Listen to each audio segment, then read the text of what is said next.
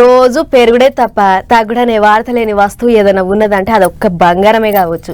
ఎందుకంటే దినం ఎంతో కొంత పెరుగుకుంటూ పోవడే ఉంటది తప్ప దిగుడనే ముచ్చట అసలే ఉండదు. అగో అసొంటి బంగారం ఇప్పుడు చిన్నగా మెల్లగా కిందికి దిగొస్తున్నది. మొన్నటి దాకా కొనాలంటేనే బంగారం అయిపోయిన బంగారము ఇప్పుడు రోజుకింత దిగుకుంటా కొనేటోళ్ళను ఊరిస్తున్నది. మరి ఈ వారం దినాలల్లా ఎంత తగ్గింది అనేది ఒకసారి చూద్దాం పార్రి. అమ్మలక్కలు జర్రంత చెవులు పెద్దగా చేసుకుని నూర్రి, ఎందుకంటే ఈ ముచ్చట మీకోసమే.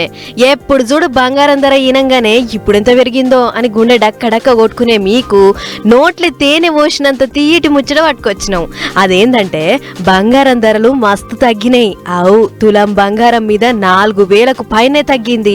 పట్నంలో 22 క్యారెట్ల బంగారం ధర 71,000కు దగ్గరుంటే అదే 24 క్యారెట్ల బంగారం ధర 76,000కు జర్రంత పైనుంది. గిట్ల బంగారం ధర ఈ వారం దినాలల్లా ఏం తక్కువ 4,000 దాకా తగ్గి జనాలను హుషారు చేస్తుంది. ఇది ఇట్లనే తగ్గుకుంటూ పోతే ముంగట తులం 60,000 దాకా కూడా రావచ్చు, చెప్పలేం అని అంటురు గాని ఆ మోక ఎప్పుడు ఎట్లుంటదో చెప్పలేము. అయితే గిట్ల వరుస పెట్టి తగ్గుడెనక మతలబంతా ట్రంప్ కాకదే.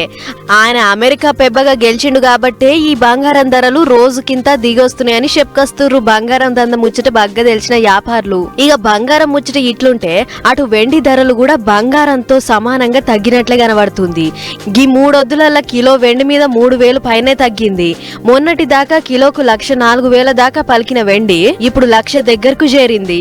మొత్తానికి ట్రంప్ కాక గెలుపు పుణ్యమా అని స్టాక్ మార్కెట్లు సత్కిలబడి బంగారము వెండి ధరలు రోజుకింత కిందికి దిగొస్తున్నాయి. మరి ఇప్పటికన్నా ఏమన్నా కొని దాచుకునేది ఉంటే దాచుకోర్రి. చుట్టాలు కార్యాలలో పెట్టుబోతులు ఉంటుంటాయి. గసొంటిదేమన్నా ఉంటే ఇప్పుడే ఒడిపించుకోర్రి, ఎందుకంటే దీన్ని మించిన ఛాన్స్ మళ్ళా రాదు.